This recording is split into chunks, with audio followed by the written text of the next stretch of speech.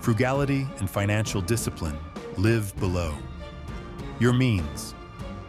Warren Buffett is worth over $100 billion, yet he still lives in the same house he bought in 1958 for $31,500. He doesn't own luxury yachts, private islands, or expensive cars. Why? Because he understands that wealth isn't about how much you spend. It's about how much you keep and grow. Most people believe that the rich live extravagantly, but Buffett's lifestyle proves otherwise. He follows a simple rule. Do not save what is left after spending, but spend what is left after saving. This is the core of financial discipline. Instead of buying unnecessary luxuries, he focuses on increasing his investments. He knows that every dollar saved and invested today will multiply in the future. The biggest mistake people make is increasing their spending as their income grows.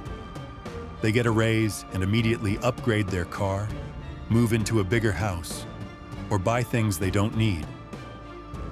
This is called lifestyle inflation, and it's why so many people, even high earners, stay broke. Buffett teaches us that true financial freedom comes from living below your means and making smart financial choices. Think about your own spending habits. How much of what you buy actually improves your future? Buffett reminds us that money should work for us, not the other way around. Instead of focusing on looking rich, focus on building real wealth. Invest in assets, save consistently, and avoid unnecessary expenses. Buffett doesn't live frugally because he has to. He does it because he understands that wealth is built by discipline, not reckless spending.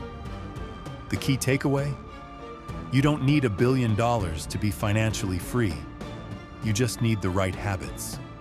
Live simply, invest wisely, and watch your wealth grow over time.